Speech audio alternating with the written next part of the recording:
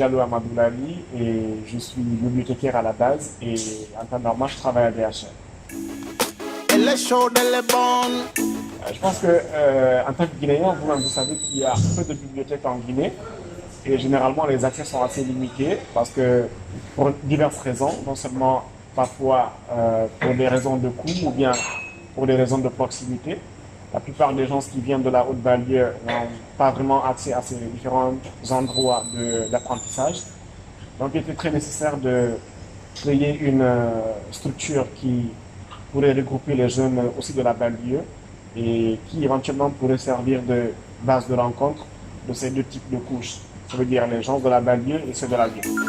Ma pretty girl, comme wine. Mais c'est très simple. Je pense qu'il faut d'abord aimer la lecture soi-même, d'accord, et être versé dans le partage et être toujours disposé à apprendre des autres.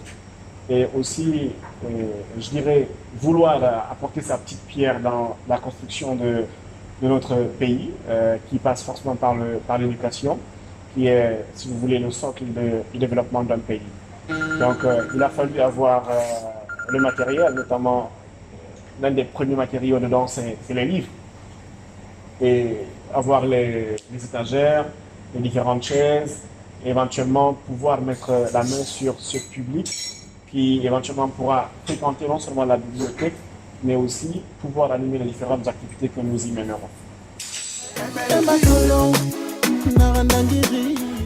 Je peux dire qu'à la base, déjà, je suis un collectionneur de livres. Depuis que j'étais à l'école, je collectionnais les livres parce que j'aimais bien la lecture.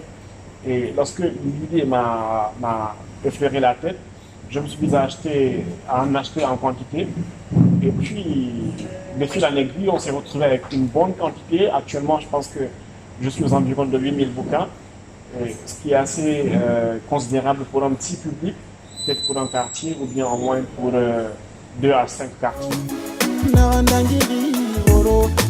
Je dirais qu'il faut d'abord se retrouver, être bien dans ce que tu es en train de faire. D'accord? Moi, si vous voulez, le cadre littéraire, un espace dans lequel tu peux échanger avec les gens, où tu donnes l'opportunité aux autres de partager aussi leurs expériences, d'apprendre ou bien de partager des petites expériences aussi, afin de contribuer à développer les autres personnes. C'est déjà quelque chose qui, depuis très longtemps, me tient à cœur, je peux dire. Certes, comme tu l'as dit, c'est de l'idée à l'action, de l'idée à la réalisation, il y a beaucoup d'étapes. Mais il fallait tenir bon parce que je savais que c'était une bonne cause et j'étais persuadé que je tenais le bon bout. Et voilà, à force de vraiment persévérer dans la chose, on finit toujours par y arriver.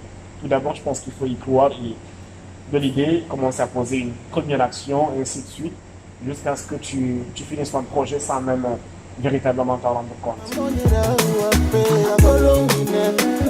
Une des plus belles façons de vulgariser une chose, peut-être on est en Afrique, c'est le bouche à oreille, d'accord? Et après, nous avons les réseaux sociaux aujourd'hui qui sont à notre portée, qui, s'ils sont utilisés à bon escient, peuvent avoir un très bel impact.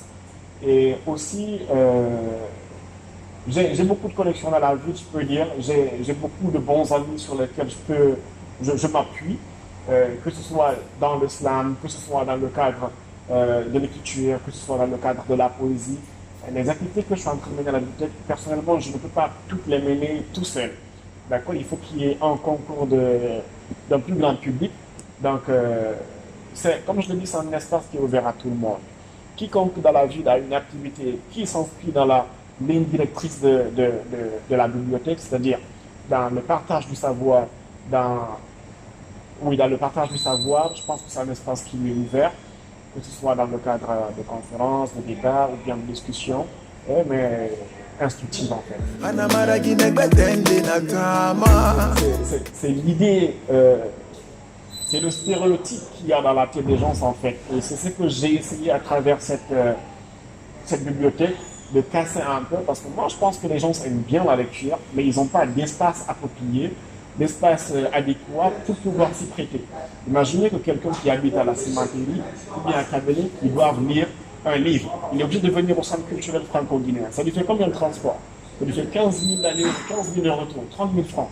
C'est pas donné à tout le monde. Si tu peux te le permettre, peut-être ce sera une fois chaque 2 semaines. J'ai en moyenne 5 lecteurs par jour. Et parallèlement, on est parvenu à mettre des clubs d'anglais dans différentes écoles, d'accord, qui chacun comprend un minimum de 20 personnes que nous accompagnons dans l'apprentissage de cette langue anglaise.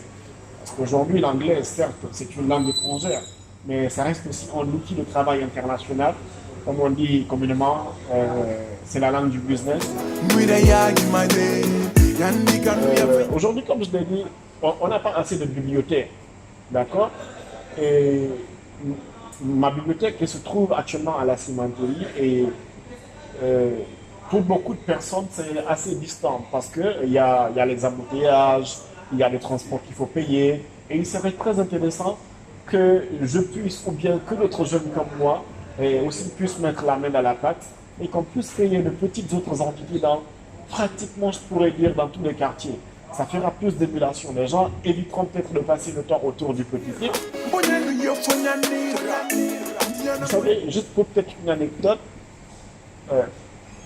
la première fois que je suis sorti chercher du travail, c'était dans l'esprit, parce que j'étais en train de faire justement un projet de voyage.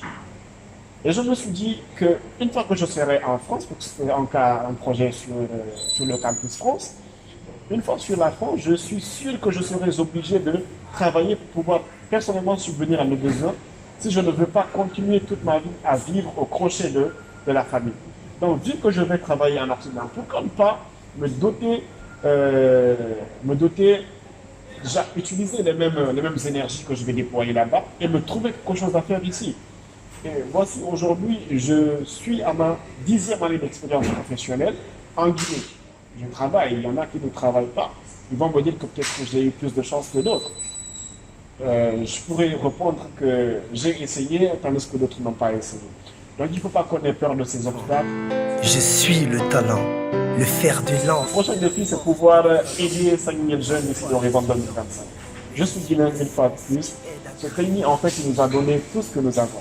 De notre nationalité, à notre drapeau, à notre hymne national, aux hôpitaux qui nous ont vu naître, à toutes ces personnes de cette capitale qui se mobilisent pour que nous devenions des bonnes personnes. Et je pense qu'il est temps d'essayer de restituer à cette nation le peu que nous avons. Des plus de sieurs, moi en vous, on accomplira des choses prédites ailleurs. Je suis le talent.